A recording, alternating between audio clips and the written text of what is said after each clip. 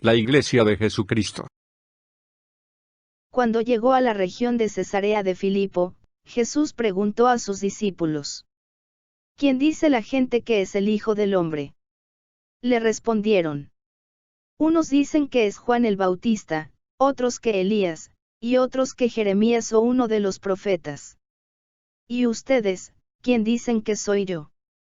Tú eres el Cristo, el Hijo del Dios viviente, afirmó Simón Pedro. Dichoso tú, Simón, hijo de Jonás, le dijo Jesús, porque eso no te lo reveló ningún mortal, sino mi Padre que está en el cielo. Yo te digo que tú eres Pedro, y sobre esta piedra edificaré mi iglesia, y las puertas del reino de la muerte no prevalecerán contra ella. Mateo 16, 13-18. Hoy en día se encuentra muy difundida la idea de que, por medio del bautismo en agua, se pasa a formar parte de la Iglesia de Jesús. Esa idea no puede estar más desacertada, y ha sido fuente de muchas confusiones a lo largo de la historia de la Iglesia, llegando incluso a afectar la relación de la persona que quiere entregar su vida a Dios. El hecho de que el bautismo en agua sea en sí mismo un acto de obediencia y el testimonio público de haber aceptado a Jesucristo como Señor y Salvador, no implica nada más que eso. El acontecimiento, ser parte de la Iglesia de Jesús, ya se produjo en el corazón de quien se rinde ante Él.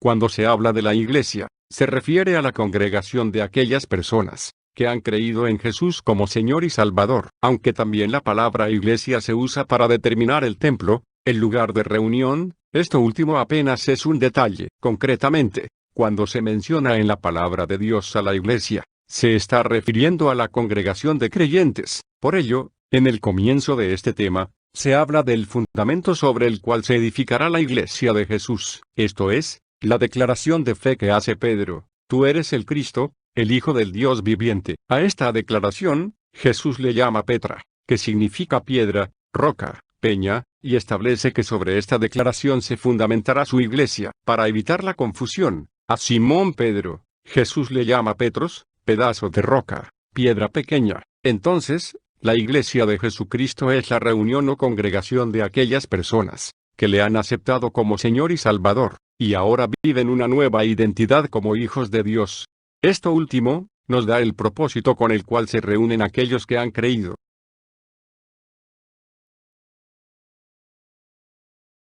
Sin embargo, había entre ellos algunas personas de Chipre y de Cirene que, al llegar a Antioquía, comenzaron a hablarles también a los de habla griega, anunciándoles las buenas nuevas acerca del Señor Jesús.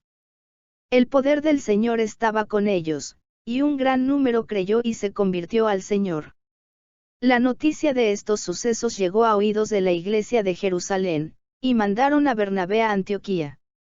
Cuando él llegó y vio las evidencias de la gracia de Dios, se alegró y animó a todos a hacerse el firme propósito de permanecer fieles al Señor, pues era un hombre bueno, lleno del Espíritu Santo y de fe. Un gran número de personas aceptó al Señor.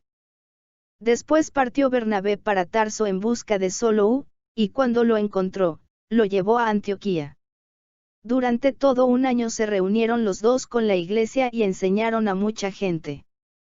Fue en Antioquía donde a los discípulos se les llamó cristianos, por primera vez. Hechos 11, 20-27.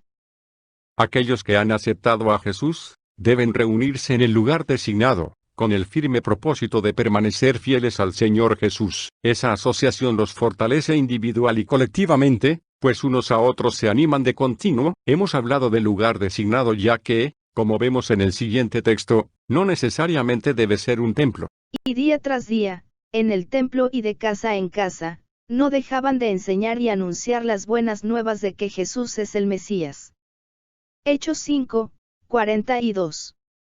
Esto es así, ya que en un primer vistazo, lo importante en la iglesia es la asociación fraternal, lo cual edifica y ayuda a crecer en la relación con Dios.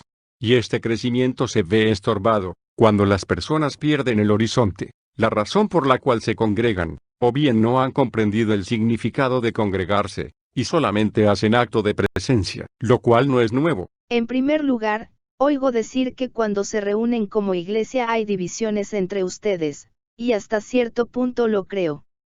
Primera de Corintios 11, 18. No hagan nada por egoísmo o vanidad, más bien, con humildad consideren a los demás como superiores a ustedes mismos. Cada uno debe velar no solo por sus propios intereses sino también por los intereses de los demás.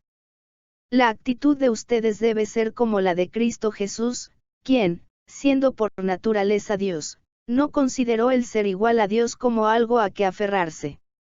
Por el contrario, se rebajó voluntariamente, tomando la naturaleza de siervo y haciéndose semejante a los seres humanos. Filipenses 2, 3-7. La razón de congregarse. Dentro de la congregación, se puede encontrar con facilidad a personas que piensan que, por asistir al culto y a algunas actividades, ya se están congregando. En realidad, la asociación fraternal comienza con el reunirse en un mismo sitio, se alimenta con el estudio de la palabra de Dios, y ayuda al crecimiento personal de cada miembro en su relación con Dios.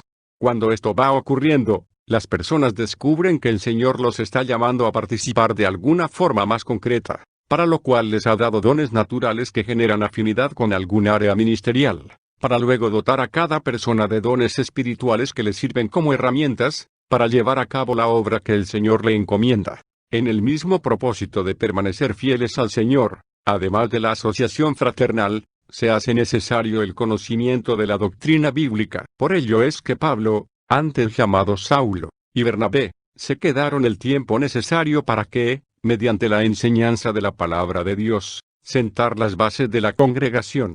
Con lo cual, se define en mayor profundidad el sentido de congregarse, crecer en la fe y la relación con Dios Padre, ya que, a mayor conocimiento, más profunda es la relación con Él. Así que la fe viene como resultado de oír el mensaje, y el mensaje que se oye es la palabra de Cristo.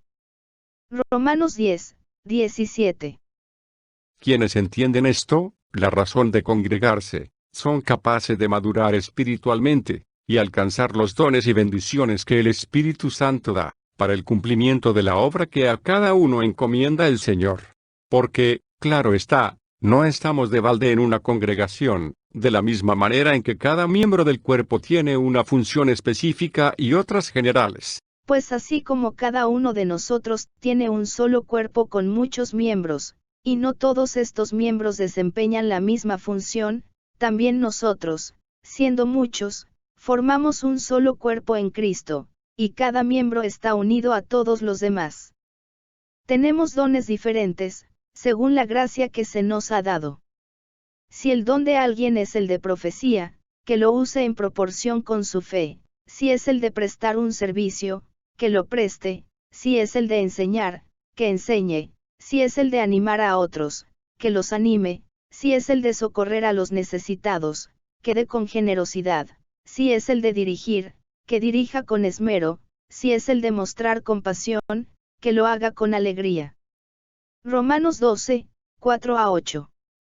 Con este pasaje, se va comprendiendo que la congregación necesita tener una estructura organizativa, con diferentes estados de gobierno, cuya autoridad se ejerce de forma vertical desde la cabeza que es Cristo.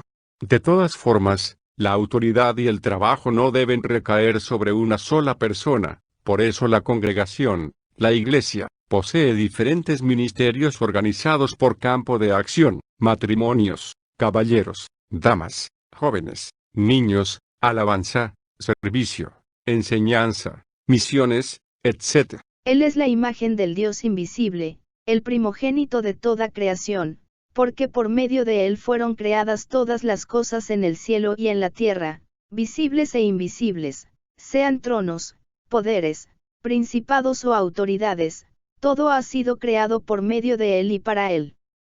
Él es anterior a todas las cosas, que por medio de él forman un todo coherente. Él es la cabeza del cuerpo, que es la iglesia. Él es el principio, el primogénito de la resurrección, para ser en todo el primero. Colosenses 1, 15-18. Asimismo, como Cristo es la cabeza de la iglesia, entonces él tiene el poder de designar la autoridad en cada área dentro de la congregación. Él mismo constituyó a unos apóstoles, a otros profetas, a otros evangelistas, y a otros pastores y maestros, a fin de capacitar al pueblo de Dios para la obra de servicio, para edificar el cuerpo de Cristo. Efesios 4, 11 a 12. Y cada uno, dentro de la iglesia, tiene una tarea específica, siendo la cabeza visible la figura del pastor, según sea al frente de la congregación, o bien al frente de cada ministerio dentro de la congregación. Recordando, claro está, que cada congregación posee una estructura específica, de acuerdo a la visión que da inicio a esa obra. Esto se verá en el siguiente nivel de discipulado.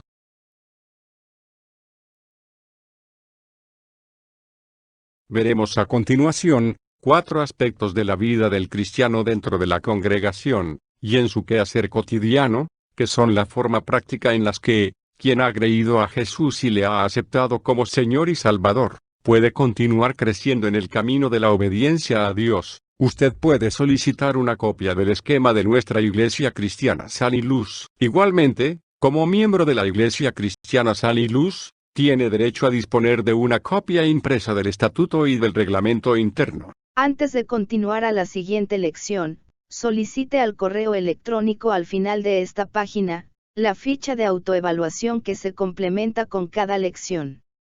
Por favor, háganos saber sus comentarios y dudas.